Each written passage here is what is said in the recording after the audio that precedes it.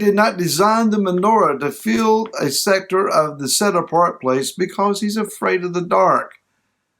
Rather, it is a revelation of Yeshua, who gives to us the Ruach HaKodesh. Hi, this is Barry Phillips with 10-Minute Torah, day number 2 of the Torah portion, Baha Elatecha. It's a mouthful, Baha Elatecha.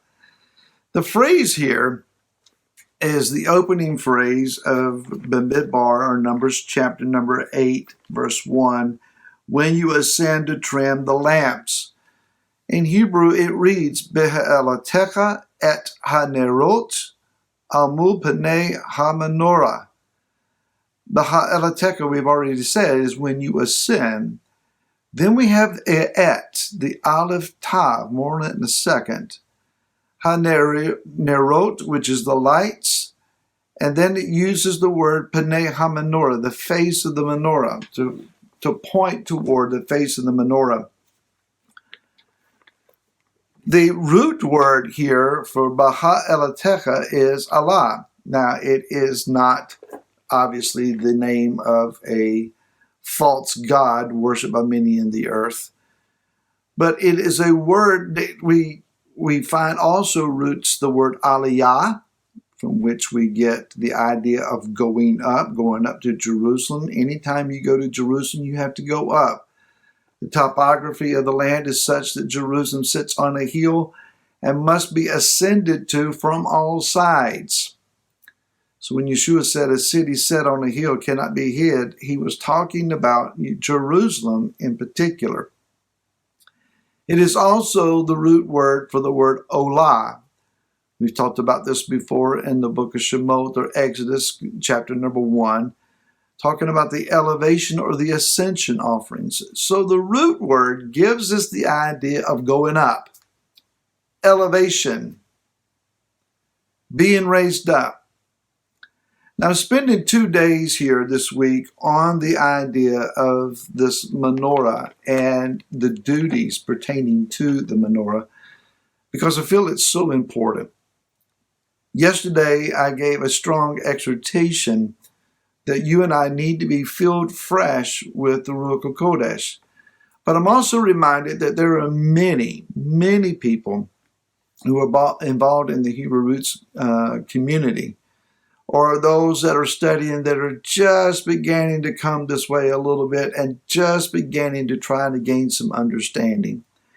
And out of that large group, there may be a significant number that have had no experience whatsoever from wherever it was that you have been and however it has been that you've come from there to here in your journey, that you've never encountered a legitimate expression of the Holy Spirit. Now, there is a lot of things that have been put under the banner of the Holy Spirit or the outpouring of the Holy Spirit.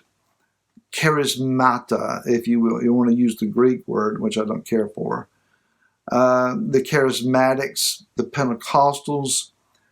I was raised in a congregation that, as my dear friend Hanok Young from Israel, an observant Jew who's not a practicing believer in Yeshua, he describes us as hair on fire Pentecostals. Well, I don't know if it was that bad, but our services were known to be quite lively at times, and you never knew when things would go from routine to, oh wow. And it happened on a very frequent basis.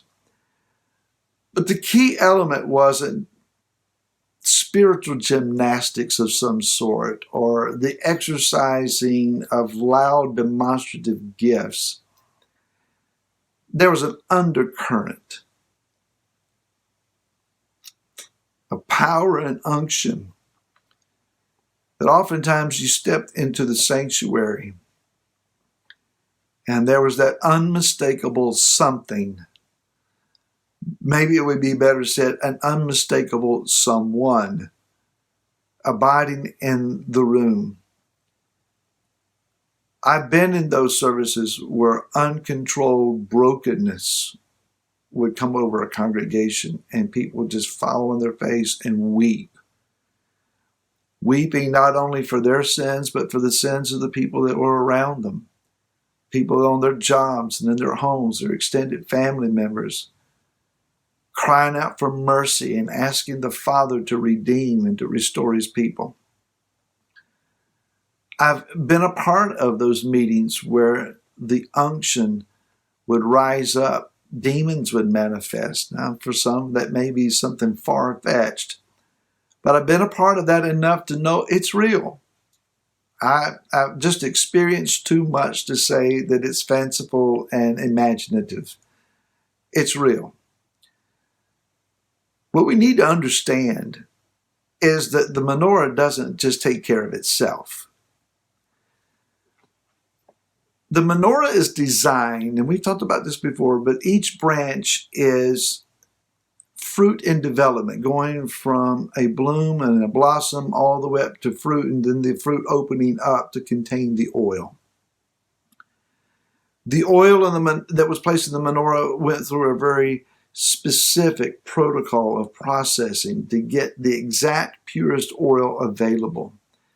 The wick was situated so that it gave its light, as we said yesterday, to the shamash, to the servant branch in the middle. And so all of these things reveal to us the power, the illumination, the fire, the warmth, the light, the yearning, the drawing of the Ruach HaKodesh. No man can come to the Father except for the Ruach draws him.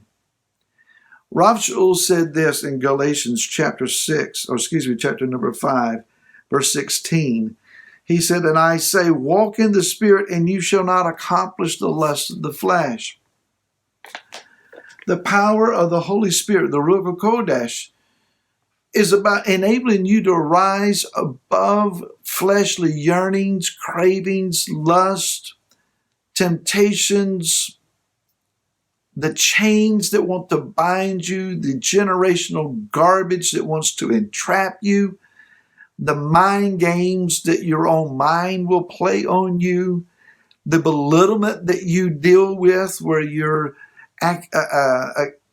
accusing yourself or belittling yourself, inflated egos and pride on the other side of the spectrum. The Holy Spirit, the Ruach HaKodesh, will take the Word and use it surgically to inscribe the Torah upon your heart, so that your very inclination becomes one of light and not darkness, life and not death, warmth and not the cold and hardened heart.